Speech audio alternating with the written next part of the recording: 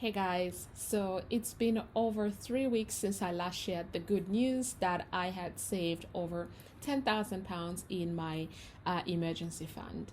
So now that I have had time to process this, I thought I'd jump on here to share with you how I was able to save that money and also some of the apps that I was using during this time.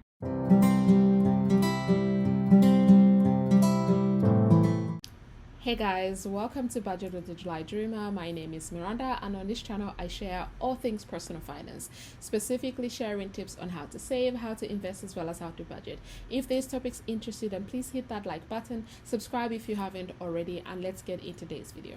So in today's video, I will be introducing you firstly to an app that I have been using since May of 2020. This is a Plum app. That's what it's called. It's called Plum Savings, and I've been using that to help me save money. So I'll give you a rundown through of how I've been using this app, and then secondly I'm going to share some tips on how I was able to save £10,000 in the last 8 months. So I'm gonna do a screen record right now of my app, and then from there we will proceed with doing a walkthrough of the app itself. So let's do screen record, and then let me get into the app itself, and there we go. Yeah, so this is the homepage of the app, the Plum app. So you have pockets.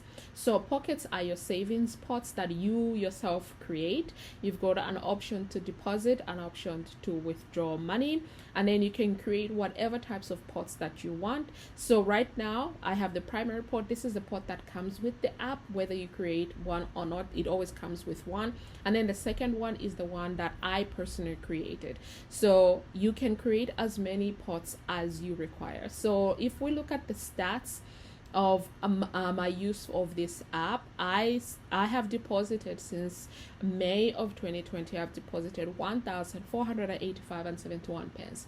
By this I mean that the app has rounded up my spending since May of 2020, and this is how much I've been able to save.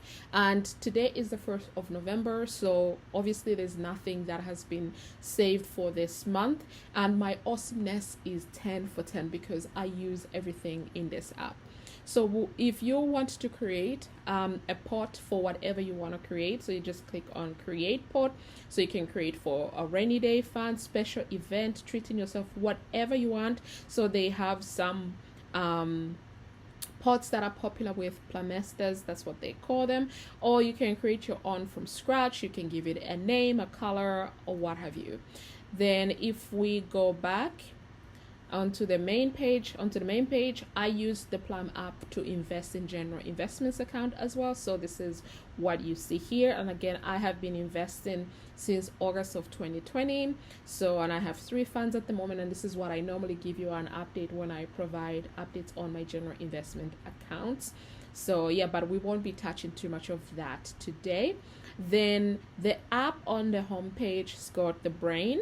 So the brain has got rules. So if you want to be putting overdraft deposits, you can have that. I don't have an overdraft with my account, so I've just put that off. I don't need to do that. You can definitely switch it back on, and it explains what overdraft deposits are. Then automatic, so I am currently on the shy mode. So my current mode is shy.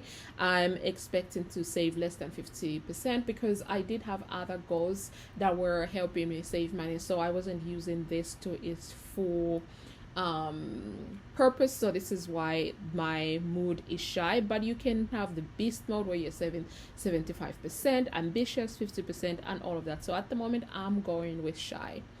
Then if we go back, roundup. So for me, every Wednesday the app rounds up for me, and then I am able to save. So today I got a message to say on Wednesday I'm gonna be saving £30.80 for you, and then it splits it between the pots that I've created as well as my investments. These are the rules that I have set up.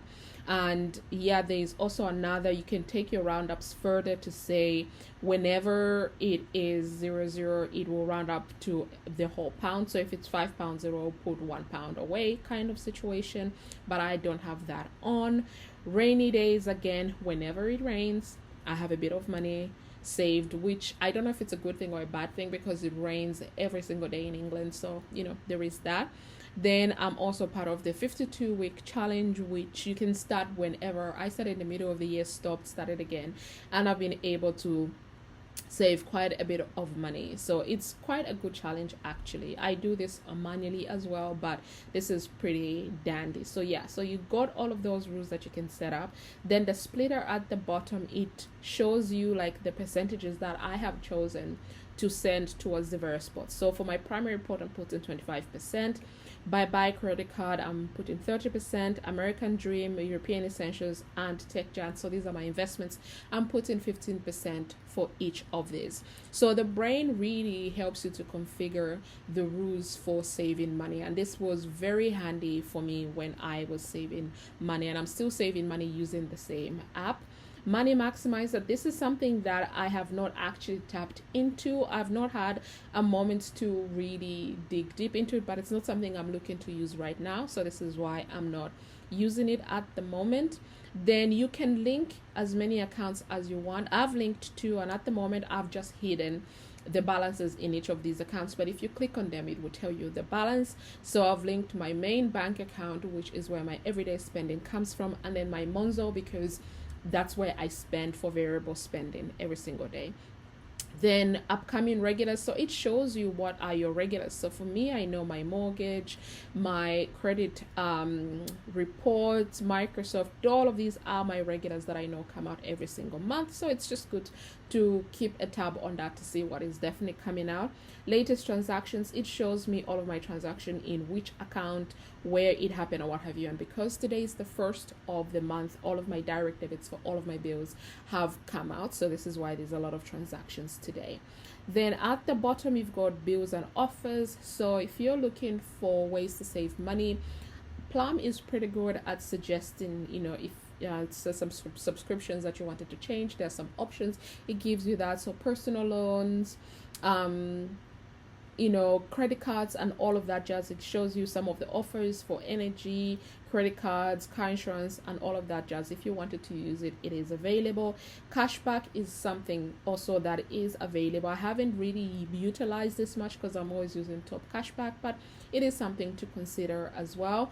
Then at the end tab is Pro Plum. So with this one, the kind of all of the settings, I have completed 83% of my profile. I'm sure it's the cashback part that I haven't made use of that I need to do, but maybe one day I will. At the moment, I'm not planning to. And just to make you aware, Plum does have a free version, but I'm using a paid version where I pay, I think, $2.99 every single month. But then I think for the Plum Ultra, it's £4.49. I'm not using that at the moment. The one that I have right now works just fine for me. So yeah, this is how I have been able to save a lot of money, because every single time I spend, it rounds up my spending, and every Wednesday transfers that money out of my account and keeps it in Plum, and then I'm able to see how I am saving money. And this has been really, really useful, and I highly recommend this. Then when it comes to some of the tips that I've implemented to be able to save the £10,000, I have been spending a lot of time looking at my budget, and I mean a lot of time. And this has included reducing my food budget. So as a single person, I budget £200 for food, but then I have been following this food challenge where I only spend £20 a week. So if it's £20 a week, that means I'm only spending £100 every single month, unless months like October where I actually had visitors, then I look to spend the whole £200, but not all the time.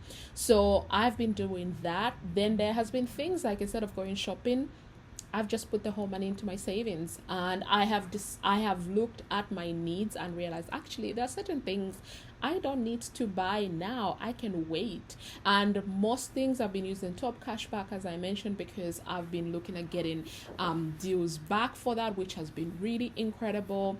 I have been shopping for deals when I go to the supermarket, so I don't have to buy branded items all the time. And also I have been making extra money on the side. So I do have a blog, I have my Etsy, and sometimes I also go out and do Deliveroo when I can. So there's been various various streams of income that I've had and been fortunate to be able to make extra money, and that money I've then added towards my savings. And then also I have, taken some money from my salary and added it towards my savings. So this is how I was able to save money in the last 8 months.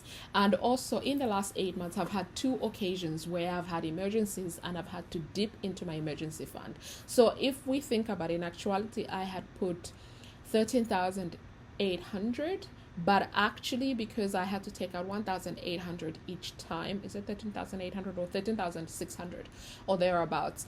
I have had to take out 1,800 twice. This is why my balance is now just £10,000, and I think I would have been able to hit £10,000 earlier, I think as early as August, but I had emergencies, so then that meant I couldn't achieve the goal early. But the goal in any case was to achieve that amount of money by the end of the year. So yeah, I hope you found this video useful, and I apologize if I'm rushing. I literally got a stitch in my leg. So we're gonna end this video here. Thank you so much for watching my video, and I'll see you in my next one. Bye.